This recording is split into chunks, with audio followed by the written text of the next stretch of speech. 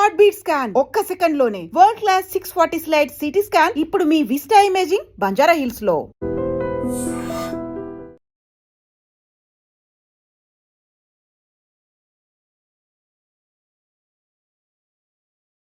Sir తాండూరులో డకెట్లే కాకుండా current కోట village దగ్గర ఒక రౌడీ షీటర్ ఉండేవాడు. మర్డర్ అయింది, రౌడీ షీటర్. అవును. ఆయన ఎప్పుడైనా మీకు ఎదురుపడ్డా? లేదు, అప్పుడు జైల్లో ఉండేవాడు. నేను అక్కడికి పోవడానికి ముందే మర్డర్ చేశాడు. చేసిన తర్వాత జైల్లో ఉన్నాడు. దే ఆర్ సమ్ పొలిటికల్ ఫ్యామిలీనే ఇది ఉన్నట్టుంది. ఆ తర్వాత అదొక వెంజెన్స్, అది రైవలరీ బిట్వీన్ టూ గ్రూప్స్, అది దాని ప్రకారం జరిగింది. అది ఆయన కాకుండా ఇంకొక రౌడీ షీటర్ ఉండేవాడు. మీరు చెప్పిన రౌడీ షీటర్ కాకుండా ఎవరైనా ఊర్లో అమ్మాయి పెళ్లి చేసుకుంటే night Basheerabad police station limits, Basheerabad police station ఎదురయ్యాడు. వాళ్ళు మా దగ్గరకు వస్తే చాలా సీదాగా ఉండేవాళ్ళు, తాండూరుకి వస్తే సీదాగా ఉండేవాళ్ళు. కానీ బషీరాబాద్కి వెళ్ళేసరికి ఏమవుతుందంటే అది బార్డర్ టు కర్ణాటక. అటువైపు కర్ణాటక, వాళ్ళ బ్రదర్స్ అటు కర్ణాటక వైపు ఉండేవాళ్ళు. ఓకే, వాళ్ళు అక్కడ పటేల్ పట్వారీలు, ఇటు వీళ్ళు పటేల్ పట్వారీలు. అది మనకు బార్డర్. వాళ్ళు కర్ణాటకలో, వీళ్ళు మన తెలంగాణలో ఉండే, ఆంధ్ర వాళ్ళు ఉండేవాళ్ళు, ఏపీలో. అట్లా వీళ్ళు అఫెన్సెస్ ఆ ఊరికి వాళ్ళు డిక్టేట్ చేసేవాళ్ళు టర్మ్స్. అది పెళ్లి చేసుకుంటే ఫస్ట్ నైట్ వాడుతున్నా వాళ్ళ ముందట. అది I cannot reveal that, but ఆ టైంలో మాత్రం అఫెన్సెస్ మాత్రం అంత గ్రావిటీలో ఉండేది. అట్లా సప్రెషన్, చుట్టుపక్కల విలేజెస్కి భయంకరమైన సప్రెషన్ ఉండేది. అక్కడ కూడా సూపర్ స్టిషన్స్ విపరీతంగా ఉండేవి. They are away from that regular మన పబ్లిక్ అన్నట్టు అనిపించేది అసలు చూస్తుంటే. ఆ ఊరు కూడా, తాండూరు కూడా మీరు వెళ్ళే టైంకి ఇప్పటికి కూడా ఇంచుమించు కనిపిస్తుంది. ఒకప్పుడైతే అదొక పావర్టీ లాగా ఎక్కడో దేశం నుంచి విడిచిపెట్టిన గ్రామంలో కనిపిస్తుంటుంది. బషీరాబాద్లో ఉండేది, తాండూరు పోలీస్ స్టేషన్ కాదు, బషీరాబాద్ పోలీస్ స్టేషన్లో ఉండేది. నిజంగా కూడా నేను అదే చెప్తున్నా. మేము ఒకసారి విలేజ్కి వెళ్తే అక్కడ చేతబడి చేశారని చెప్పేసి వాళ్ళని కట్టేశారు, బాణమతి చేశారని కట్టేసి ఇడిపించడానికి నేను వెళ్ళాను.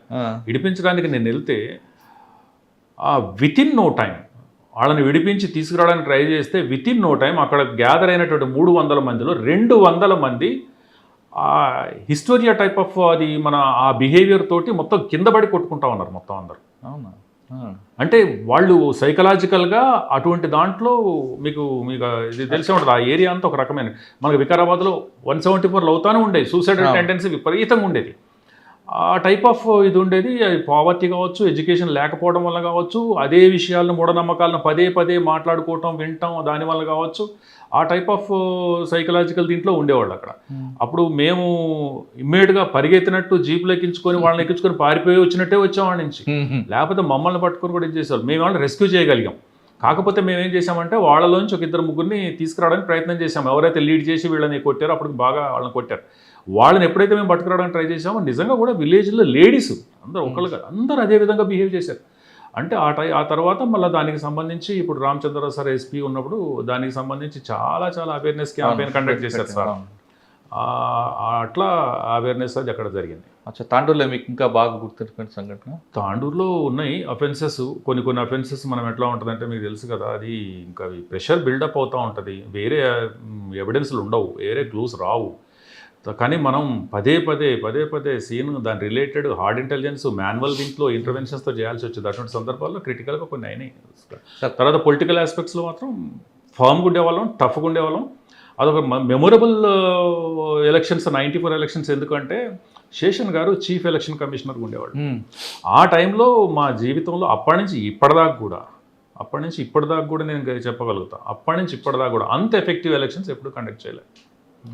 అది ఆయన ఎక్కడుంటాడో తెలియదు. అంటే ఒక లా అనేది ఇంప్లిమెంటేషన్కి వచ్చేస్తే ఆ లాను మనం ఇంటోటోగా ఇంప్లిమెంట్ చేయడానికి కనుక ఆ సిస్టమ్ని కనుక మనం తయారు చేసి దాన్ని ముందుకు తీసుకుపోగలిగితే అది ఎంత ఎఫెక్టివ్గా ఉంటుంది అనేది 94 ఎలక్షన్స్ నాకు అప్పటి నుంచి ఇప్పటిదాకా చూసిన ఎలక్షన్స్లో నాకు అంత చాలా ఎఫెక్టివ్ ఎలక్షన్స్ అనిపిస్తాయి. అంటే ఎలా అండి, ఒక వ్యక్తి ఎక్కడో కూర్చొని ఢిల్లీలో కూర్చొని ఇక్కడ అంతా నడుపుతున్నట్టు అది ఆ సిస్టమ్ ఎలా బిల్డప్ చేసుకొచ్చాడు? అంటే అంతకుముందు ఉన్నటువంటిది చాలా ఎక్స్‌ప్లాయిటేషన్ ఉండేసరికి అది తీసుకొచ్చిన తర్వాత ఇక్కడ లోకల్గా ఉన్నటువంటి గవర్నెన్స్ బాడీస్ ఏవవుతున్నాయో, రెవెన్యూ కావచ్చు, పోలీస్ కావచ్చు, వీళ్ళు ఎవరి రోల్ వాళ్ళు ఎఫెక్టివ్గా ప్లే చేసేసరికి తర్వాత ఎప్పటికప్పుడు ఎలక్షన్ కమిషనర్స్, బయట నుంచి వచ్చిన వాళ్ళు ఎలక్షన్ అబ్జర్వర్స్ కావచ్చు, వీళ్ళు కావచ్చు, ఎప్పటికప్పుడు తీసుకునేసరికి అది మొట్టమొదటిసారి కూడా ఈ ఏజెన్సీస్ అన్నీ కూడా వీఆర్ ఎంపవర్డ్ లైక్ ఎనీథింగ్ అని చెప్పేసి బాగా ఎంతూజియాస్టిక్గా ఎలక్షన్స్ కండక్ట్ చేయడం జరిగింది.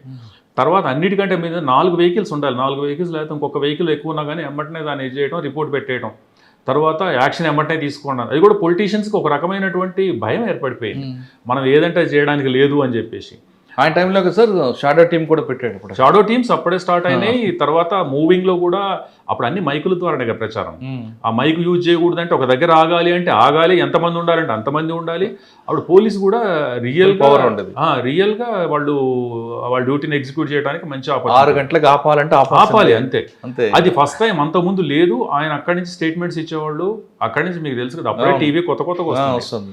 అప్పుడు ఇంకా మనకు ప్రైవేట్ ఛానల్స్ కూడా సరిగా లేవు, అసలు లేవు.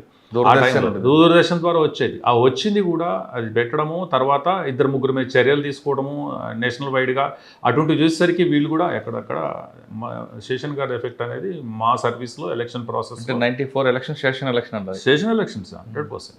సార్ తాండూరు తర్వాత ఎక్కడికి వచ్చారు?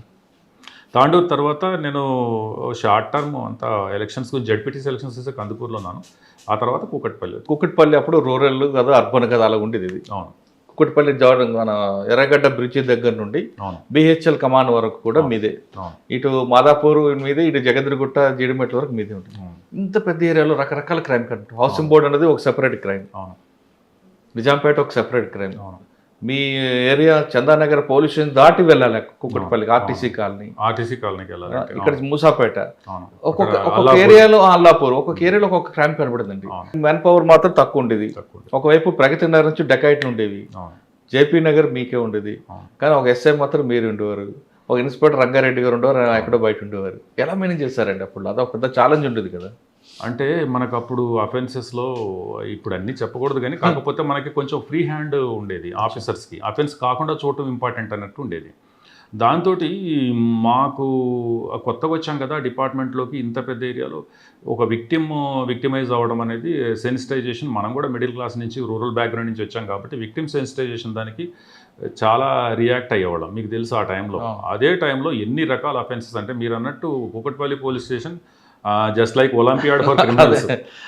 పనిచేస్తే చాలండి, నిజంగా కూడా అక్కడ పనిచేసినటువంటిది అంటే అంతా అందరికీ న్యాయం చేసామని కాదు. ఆ టైంలో సాధ్యమైనంత వరకు చేయడానికే ప్రయత్నం చేసాం. ఎక్స్పీరియన్స్ మాత్రం అది ఇంకా ఆ ఎక్స్పోజర్ అనేది కాన్ఫిడెన్స్ లెవెల్స్ని ఎట్లా బిల్డ్ చేసిందంటే మనం ప్రొఫెషనల్గా మనం ఎట్లా చేయగలుగుతాం. ఎందుకంటే హైకోర్టు తిరిగాము, అందులో చాలా పెద్ద రౌడీ షీటర్స్. మనకి ఇప్పుడు షేర్లింగంపల్లి వైస్ చైర్మన్ని స్టాప్ చేశారు చూడండి, ఒక 26 కత్తిపోట్లతో స్టాప్ చేసినప్పుడు ఆ రౌడీ షీటర్స్ని పట్టుకోవడానికి సింగిల్గా వెళ్ళినప్పుడు, ఎందుకంటే వాడు బంజారా హిల్స్లో ఉంటాడు, బయటకు రాడు, తర్వాత పెద్ద గ్యాంగులు మెయింటైన్ చేస్తూ ఉంటాడు. రేతిబోల్లో కన్స్ట్రక్షన్ అప్పుడు మళ్ళీ చూస్తే దూరం నుంచే వెళ్ళిపోతాడని చెప్పి చాలా 6 నెలలు ట్రై చేసిన తర్వాత ఆడిని ఆ టైంలో అతన్ని పట్టుకోవడానికి వాళ్ళందరూ ఆ ఏరియాలో ల్యాండ్ గ్రాబర్స్ కదా, పెద్ద ల్యాండ్ గ్రాబర్స్, వాళ్ళ పాత దీంట్లో పట్టుకోవడానికి పోయే ప్రాసెస్లో కూడా నాకు వాడి గొడవ జరిగింది. నా కారు గుంజారు, తర్వాత ఆడి 2 కాళ్ళు ఇరిగిపోయినాయి అతని.